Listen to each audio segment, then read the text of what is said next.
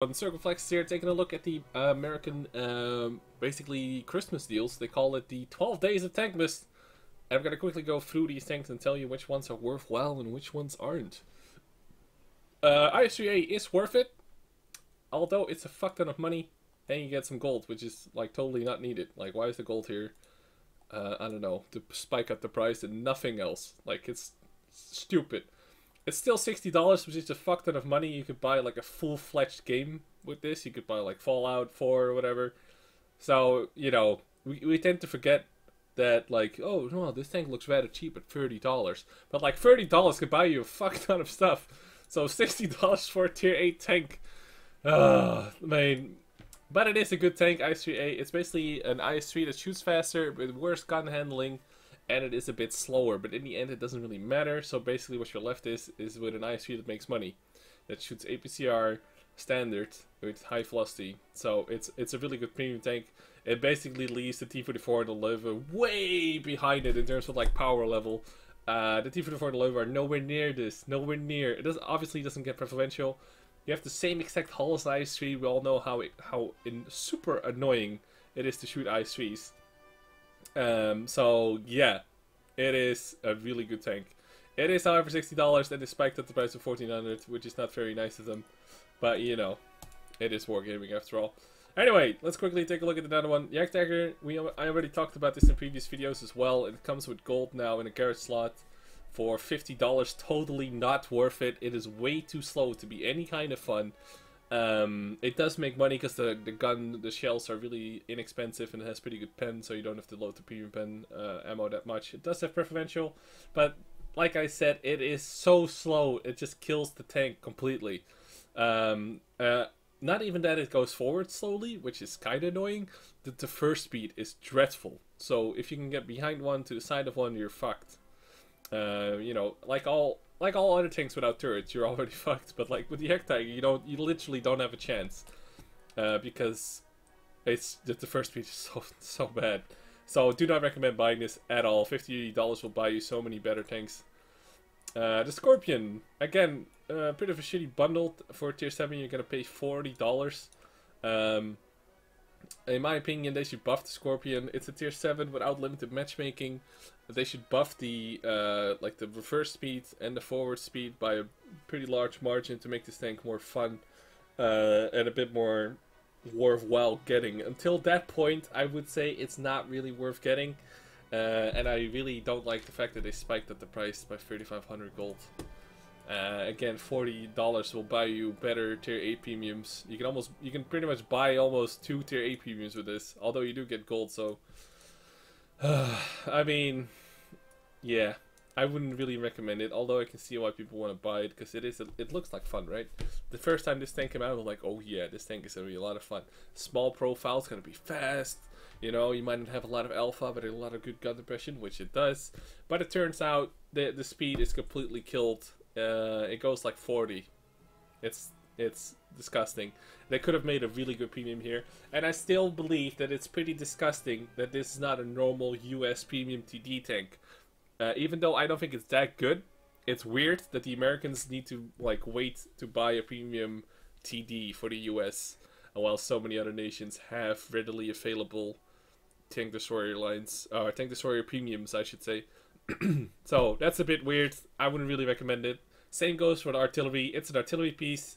You're gonna get bored after like 2 games. You get a little fuck ton of gold with it, which means you spend $30 freaking for it. Totally not worth it. It is actually a pretty good RT as far as RT goes, as I hate to admit it. It's like a rapid firing artillery piece that is super annoying. It's kind of like a bird, but it doesn't get the speed. So, again, I don't think this is worth it at all. You're also buying for the full price garage slots, which are going to be probably half off at some point.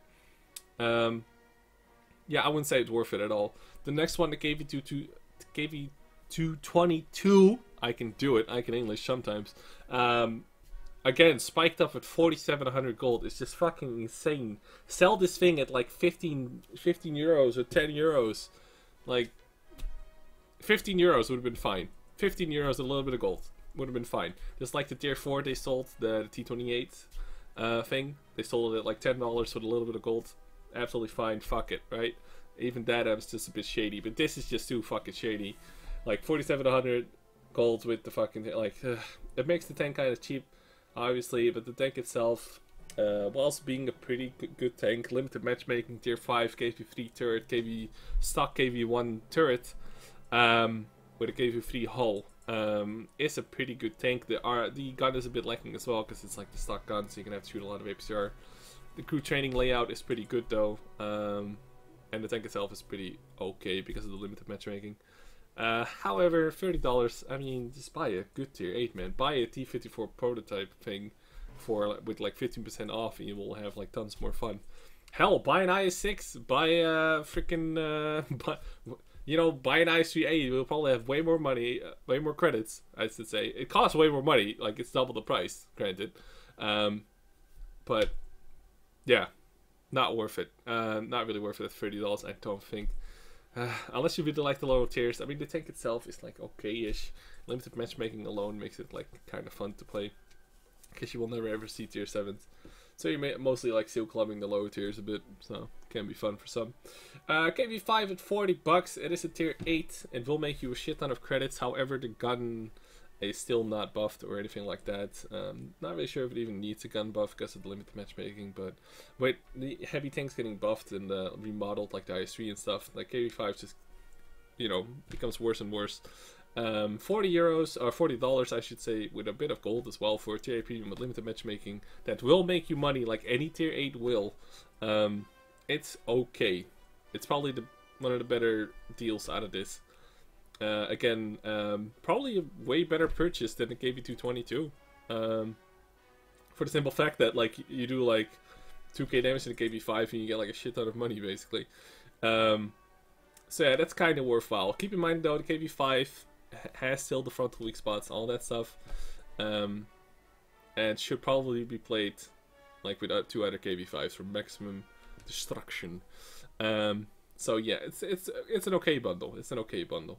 The M4 reverse. I've heard people on Reddit, especially apparently some of the streamers there apparently seem to think that this is a good tank. In my opinion, it's crap. It's really bad. It has a good gun, sorta. It gets 200 pen. It's a 105 gun with 390 alpha, so you per shot damage is really high. The thing is, the tank itself, if you take away the gun, there's nothing left. There's mediocre speeds across the board.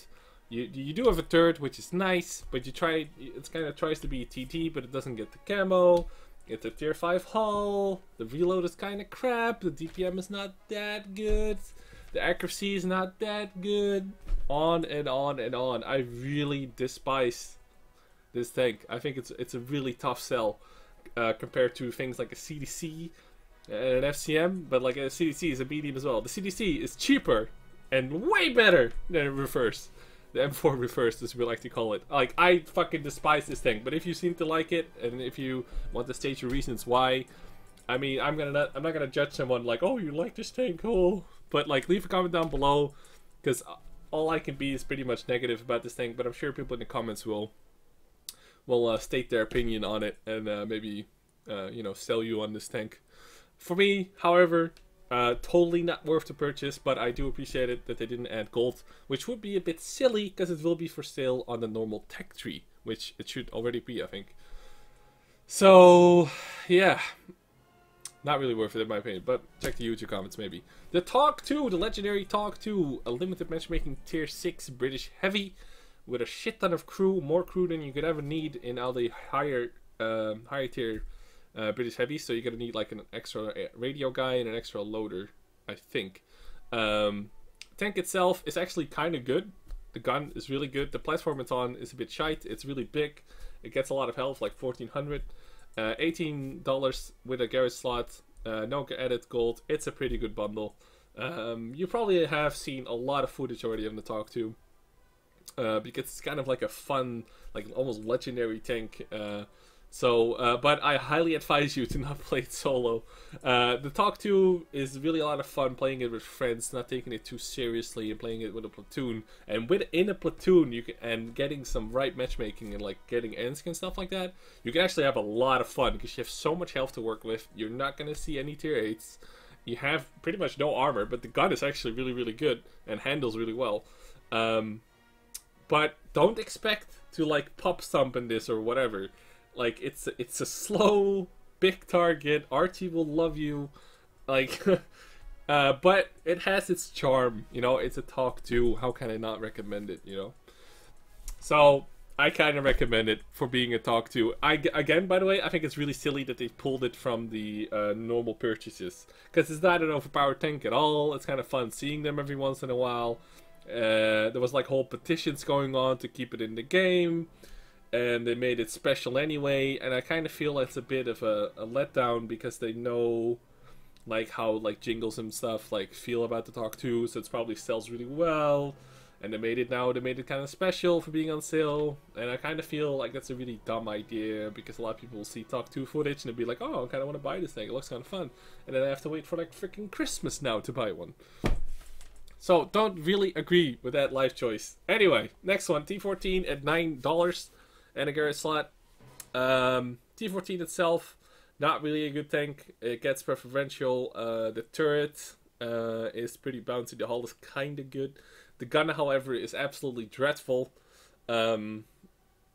It's okay, but and you know the price, $9. Some people will think like, oh, $9, fuck it, I'll buy it. And some other people are like, like you could probably spend those $9 better somewhere else during the sales than buying a T14 in all honesty. Especially with the tier 5s and below premiums. You might not get an American premium then, but like the tier 5 and below premiums are going to be 50% off during Christmas, I think. So it's probably better just to wait for a 50% discount and just buy like 4 other tier 5 and below premium things because they're going to be crazy cheap at half off, obviously. So yeah, there you go. These are kind of my thoughts on these tanks. Hope you guys enjoyed my little review of these.